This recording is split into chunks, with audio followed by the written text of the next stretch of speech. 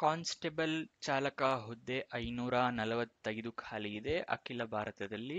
ಇದಕ್ಕೆ ಶೈಕ್ಷಣಿಕ ಅರ್ಹತೆ 10ನೇ ತರಗತಿ ಪಾಸ್ ಆಗಿರ್ಬೇಕಾಗತ್ತೆ. ಆನ್ಲೈನ್ ಮುಖಾಂತರ ಅಪ್ಲಿಕೇಶನ್ನ ಹಾಕಬೇಕು.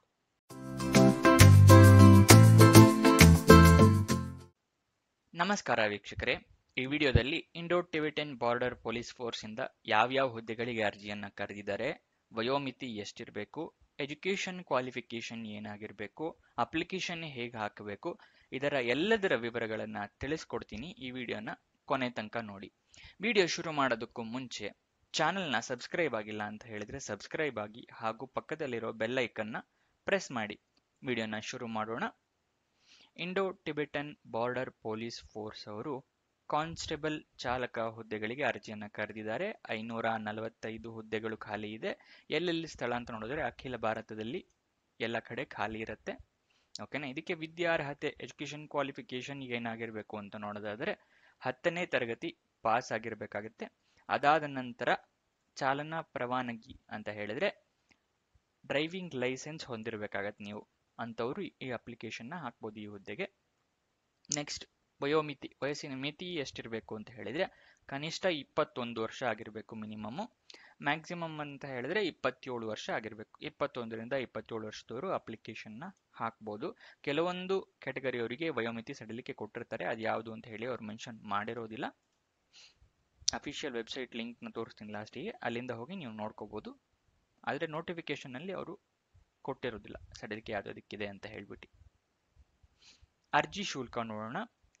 ಜನರಲ್, OBC ಮತ್ತೆ EWS ಕ್ಯಾಟಗರಿ ಅಭ್ಯರ್ಥಿಗಳಿಗೆ 100 ರೂಪಾಯಿ ಶುಲ್ಕ ಇರುತ್ತೆ ಅರ್ಜಿ ಶುಲ್ಕ.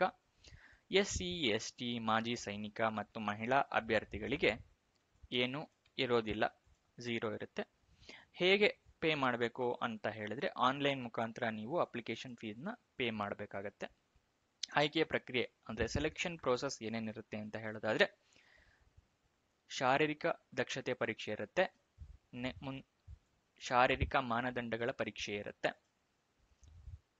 ನೆಕ್ಸ್ಟ್ ಲಿಖಿತ ಪರೀಕ್ಷೆ ಇರುತ್ತೆ, ರಿಟರ್ನ್ ಟೆಸ್ಟ್, ಡಾಕ್ಯುಮೆಂಟ್ ವೆರಿಫಿಕೇಶನ್ ಇರುತ್ತೆ. ಅದಾದ ನಂತರ ಕೌಶಲ್ಯ ಪರೀಕ್ಷೆ ಮತ್ತು ಚಾಲನಾ ಪರೀಕ್ಷೆ ಇರುತ್ತೆ, ಡ್ರೈವಿಂಗ್ ಟೆಸ್ಟ್ ಇರುತ್ತೆ ಒಂದು, ಮತ್ತೆ ಸ್ಕಿಲ್ ಟೆಸ್ಟ್ ಇರುತ್ತೆ.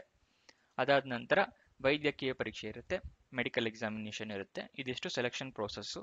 ಅದಾದ ನಂತರ ಸಂಬಳ 21,700 ರೂಪಾಯಿಂದ ಹಿಡಿದು 69,100 ರೂಪಾಯಿ ತನಕ ಇರುತ್ತೆ. ನೆಕ್ಸ್ಟ್, ಅಪ್ಲಿಕೇಶನ್ ಓಪನ್ ಆಗೋ ಡೇಟ್ ಯಾವತ್ತು ಅಂತ ಹೇಳೋದಾದ್ರೆ 8/10/2024, 8 ಅಕ್ಟೋಬರಿಗೆ ಅಪ್ಲಿಕೇಶನ್ ಓಪನ್ ಆಗುತ್ತೆ. ಆನ್ಲೈನ್ ಮುಖಾಂತರ ನೀವು ಸಲ್ಲಿಸಬೇಕಾಗುತ್ತೆ. 6 ನವೆಂಬರ್ 2024ಕ್ಕೆ ಕೊನೆಯ ದಿನಾಂಕ ಇರುತ್ತೆ. ಅಷ್ಟರೊಳಗಡೆ ನೀವು ಅಪ್ಲಿಕೇಶನ್ನ ಹಾಕೋಬೇಕು. ಅಪ್ಲಿಕೇಶನ್ನ ಆನ್ಲೈನ್ ಮುಖಾಂತರ ಹಾಕಬೇಕಾಗುತ್ತೆ. ವೆಬ್ಸೈಟ್ ಅಡ್ರೆಸ್ಸು ಇಲ್ಲಿ ಸ್ಕ್ರೀನ್ ಮೇಲೆ ತೋರಿಸ್ತಾ ಇದೀನಲ್ಲ, ಇದು ಆನ್ಲೈನ್ ವೆಬ್ಸೈಟ್ನ ಅಡ್ರೆಸ್ಸು. ಇದನ್ನ ಡಿಸ್ಕ್ರಿಪ್ಷನ್ ಅಲ್ಲಿ ಕೂಡ ಕೊಟ್ಟಿರ್ತೀನಿ. ಆದರೆ ಲಿಂಕ್ ಯಾವತ್ತಿಂದ ಓಪನ್ ಆಗುತ್ತೆ ಅಂತ ಹೇಳಿದ್ರೆ 8 ಅಕ್ಟೋಬರ್ 2024ರಿಂದ ಈ ಲಿಂಕ್ ಓಪನ್ ಆಗುತ್ತೆ. ಅದ್ರ ಮೇಲೆ ನೀವು ಅಪ್ಲಿಕೇಶನ್ನ ಹಾಕಬೇಕಾಗುತ್ತೆ, ಅಲ್ಲಿ ತನಕ ಓಪನ್ ಆಗಿರೋದಿಲ್ಲ. ನೆಕ್ಸ್ಟ್, ಅಫಿಷಿಯಲ್ ವೆಬ್ಸೈಟ್ ಯಾವುದು ಅಂತ ಹೇಳಿದ್ರೆ ಇಲ್ಲಿ ಕೊಟ್ಟಿನಲ್ಲ, recruitment.itbpolice.nic.in, ಇದು ಅಫಿಷಿಯಲ್ ವೆಬ್ಸೈಟ್ ಆಗಿರುತ್ತೆ. ಅಲ್ಲಿಂದ ಹೋಗಿ ನೀವು ಜಾಬ್ ಡೀಟೇಲ್ಸ್ನ ತಿಳ್ಕೋಬಹುದು. ಈ ಜಾಬ್ನ ಎಲ್ಲ ವಿವರಗಳನ್ನು ತಿಳ್ಕೊಂಡಿದ್ದೀರಾ ಅಂತ ಅನ್ಕೊಂತೀನಿ. ಏನಾದರೂ ಡೌಟ್ಸ್ ಅಥವಾ ಕ್ವಶನ್ಸ್ ಇದ್ರೆ ಕಮೆಂಟ್ ಬಾಕ್ಸ್ನಲ್ಲಿ ಕಮೆಂಟ್ ಮಾಡಿ, ನಾನು ಉತ್ತರ ಕೊಡೋಕ್ಕೆ ಪ್ರಯತ್ನ ಮಾಡ್ತೀನಿ. ವಿಡಿಯೋನ ಕೊನೆ ತನಕ ನೋಡಿದ್ದಕ್ಕೆ ಧನ್ಯವಾದಗಳು. ಫ್ರೆಂಡ್ಸ್ ಯಾರು ಜಾಬ್ ಹುಡುಕ್ತಾ ಇದ್ದಾರೆ ಅಂತ ಹೇಳಿದ್ರೆ ಅಂಥವ್ರಿಗೆ ಈ ವಿಡಿಯೋನ ಶೇರ್ ಮಾಡಿ ಹಾಗೂ ಈ ವಿಡಿಯೋನ ಲೈಕ್ ಮಾಡಿ.